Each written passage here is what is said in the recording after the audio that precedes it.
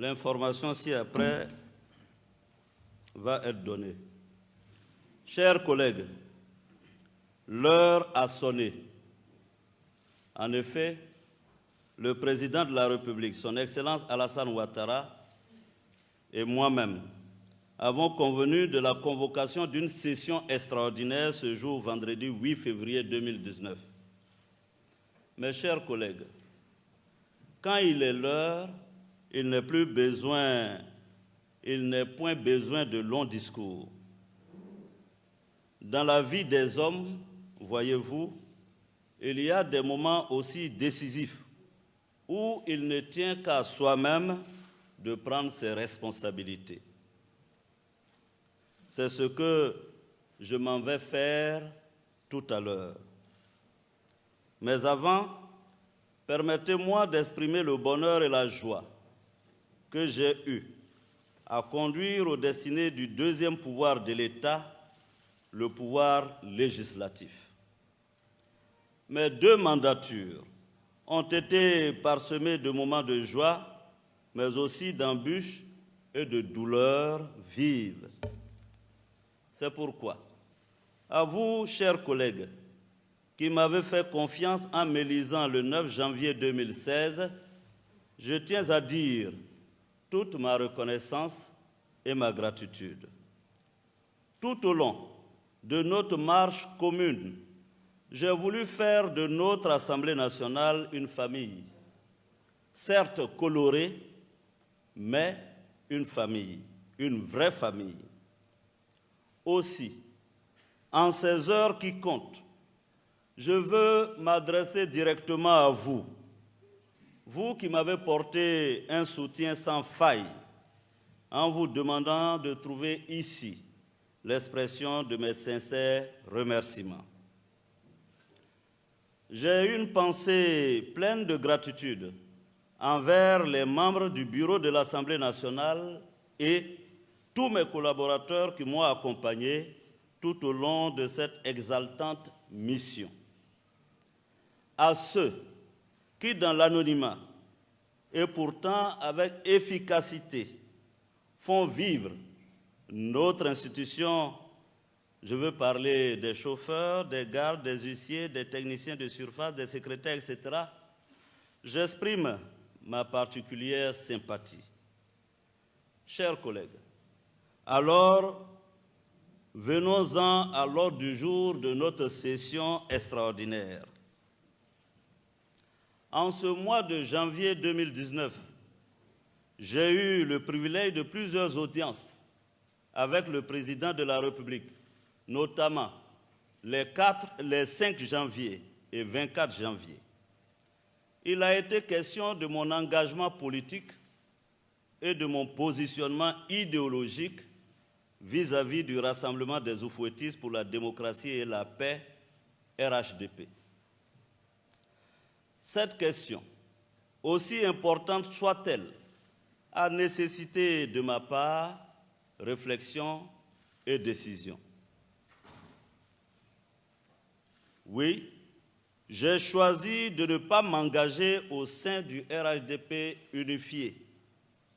Ainsi, je n'ai point pris part au congrès ordinaire du 26 janvier dernier au stade Félix Houphouët-Boigny. Grave erreur, grave faute ont au fait de clamer certains de mes compères. Mais voyez-vous, je suis homme à croire plus au jugement de l'histoire qu'au jugement des hommes. En ce qui me concerne, il ne peut être question de défiance, mais plutôt du désir d'harmonie entre mes convictions, mes valeurs et ma conscience. Et là-dessus, c'est sans hésitation. Le fait est que j'étais face à un dilemme. Soit trahir mes convictions en allant au congrès du RHDP, pour ainsi dire, sauver un poste confortable, soit rendre ma démission de mes fonctions de président de l'Assemblée nationale et ainsi être capable de me regarder moi-même dans une glace. Y avait-il une alternative? Non, on ne m'en donnait aucune, absolument aucune. À l'inverse, refuser de démissionner conduirait immanquablement à la crise institutionnelle déstabilisante avec le cortège de dommages pour la nation. Chers collègues, l'on ne peut risquer de mettre en péril la paix fragile acquise après tant de souffrances de nos concitoyens. Quand on a été, comme moi, ministre d'État, Premier ministre, président de l'Assemblée nationale, c'est une issue inenvisageable. Chers collègues, ce n'est pas ce que je souhaite pour la Côte d'Ivoire. Moi, qui depuis un moment me suis fait le disciple du pardon, de la réconciliation et de la paix. Sachez-le, chers collègues, je ne suis pas homme à m'accrocher comme un saprophyte à un poste.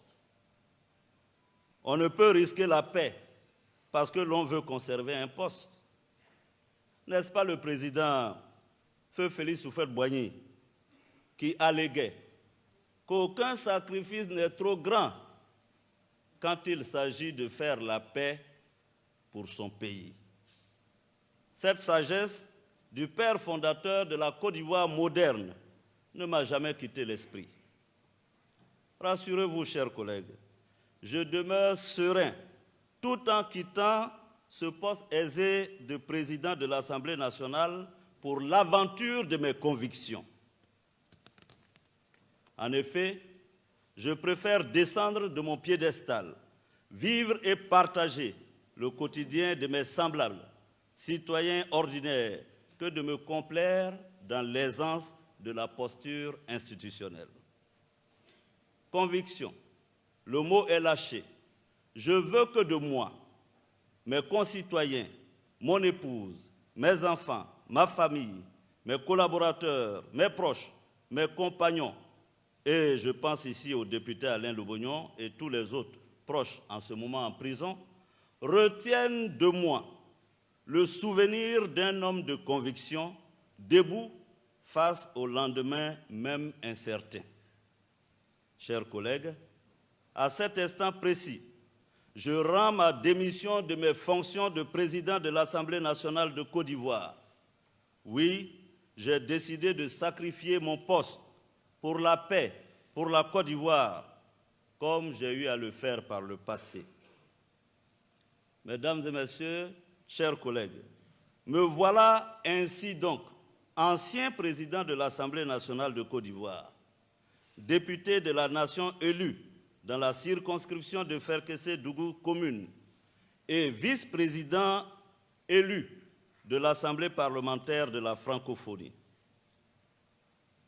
Chers collègues, je demeurerai avec vous pour continuer à travailler à l'édification d'une Côte d'Ivoire riche et prospère qui repose avant tout sur un état de droit et des bases démocratiques solides. Je demeurerai avec vous pour continuer le combat du pardon, de la réconciliation et de la paix. Ce combat, à mes yeux, vaut plus que le poste de président de l'Assemblée nationale.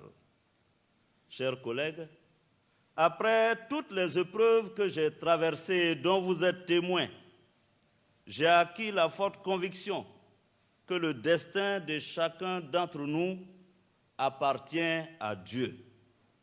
Dieu pourvoira. Merci à chacun et à chacune. À bientôt.